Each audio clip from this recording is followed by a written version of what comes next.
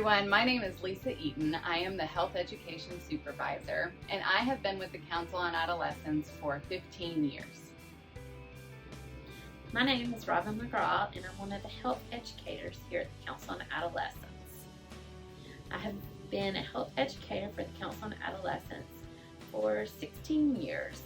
Hey everyone, my name is Lindsey Mull, and I am one of the health educators here at the Council on Adolescence, and I am also our Director of Development, and I have been with the Council for about 2.5 years now, and it has been incredible. Okay, so our curriculum is based off requirements that are part of both the Healthy Youth Act, which was passed in 2010, as well as certain requirements of the Healthful Living Guidelines that are set up through the state. So every single grade has those requirements, whether that's in science or math, and for these, it's often either covered through science curriculum or health curriculums or a combination of both. We have always taught through those avenues. The Healthy Youth Act was passed in 2010, and it really requires all North Carolina schools to offer reproductive health and safety education 7th through 9th grades, and there's certain topics that have to be discussed during those grades, and that includes everything from obviously reproduction, birth control, sexually transmitted infections, as well as things like sexual assault, sexual abuse, and statutory rape are just a few items that are covered through the Healthy Youth Act. 5th and 6th grade are puberty classes. We not only talk about the physical changes that occur during that time, but we also talk about the social and emotional changes that occur during that time period. And in 7th, 8th, and 9th, we teach the Healthy Youth Act, which is part of the North Carolina State curriculum. We talk about healthy relationships, we talk about sexual assault, sexual abuse, we talk about sexting, we talk about sex trafficking, statutory rape. We also talk about their reproductive systems. We talk about pregnancy prevention and STI prevention in those grades.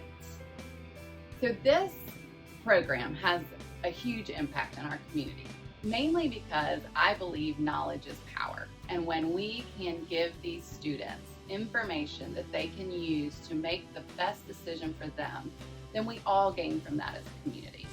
By creating an environment that allows them to ask questions, learn things that often maybe they are embarrassed about learning, and giving them the skills that they need to really think about their futures, it empowers them. And if we have empowered teens and students, then we have a stronger chance of a community that is going to be successful.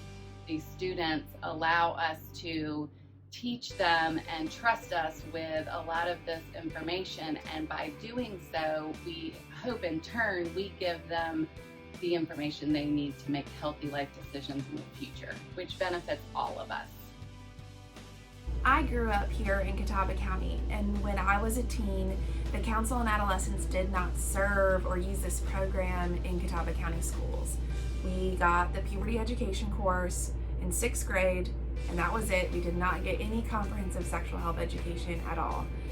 And I saw firsthand what the lack of education does to teens, with unhealthy and abusive dating relationships, not understanding how risks affect goals, and then unintended teen pregnancies. When I was in high school, the teen pregnancy rate was pretty high, and I believe that was from the lack of education that we received.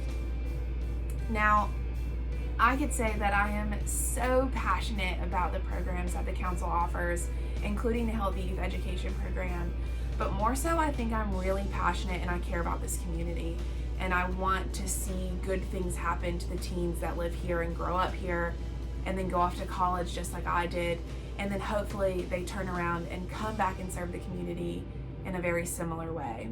I feel like we are making an impact on our community. 1990 was the highest teen pregnancy rate for Catawba County. 467 teens became pregnant in that one year. 2009, the year prior to the Healthy Youth Act, 297 teens became pregnant. in Catawba County. 2018, 109 teens, and this is 15 to 19-year-olds, became pregnant in our county in that 1 year. We provide a curriculum and a space for teens to ask questions, and a space that's non-judgmental. Education is the first step to prevention. The prevention of teen pregnancy, the prevention of sexually transmitted infections, the prevention of not being able to reach your goals. Education is so important, and that's what the Healthy Youth program provides. So when I started teaching at the Council on Adolescence, I had a 2 and a 4-year-old, and so they were far from needing this information.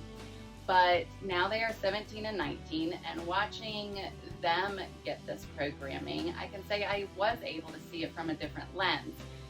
It's very easy for me to teach other people's children and think, oh, this is needed information. But when it's your child and they're getting the information, it still feels a little uncomfortable because you want to keep them young forever.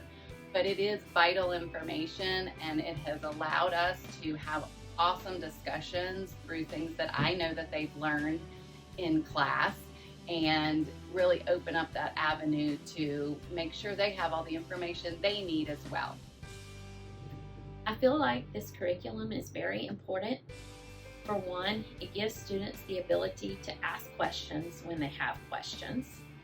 It also gives them medically correct information, and students have a lot of places that they can go to get information that may not be correct. Friends, for instance, and the internet.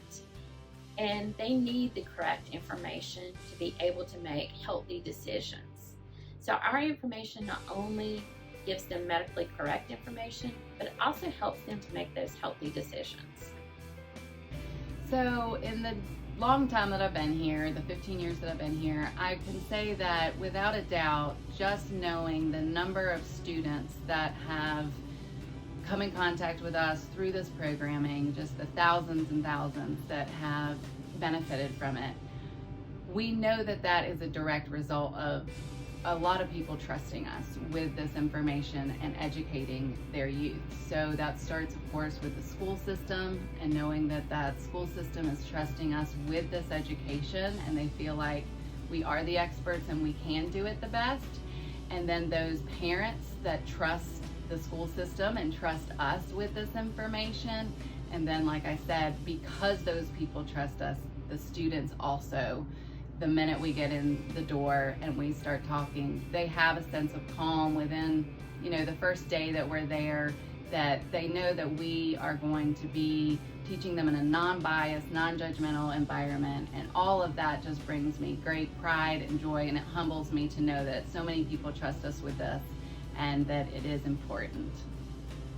So I also coach at a middle school in Catawba County, and it's funny, they always know I'm gonna open here, and they'll show up at practice and they'll be like, Miss Mull, is it normal for my cramps to be in my back? I think I'm dying. You're not dying, you're fine. And yes, it's totally normal. And it's just really cool to be that person that I know that they can come to, and they'll be like, is my period okay? Are you sure I'm not dying? And then even parents have come to me at games or sporting events, and they're like asking questions about how they should talk to their teens, or even questions that they have themselves or things that they saw on the internet. And gosh, it's just so rewarding. And I think that's my favorite part of being a health educator with the council, is that I get to see the education kind of click in their head, like they'll understand something. Or even when parents ask questions, it's just so great that I am here at the council. We can be that resource. I mean, that's why we're here, is to be a resource for students and teachers and parents. And I look forward to how successful this program will continue to be, just from the support we get from the community. We are just so thankful for that support.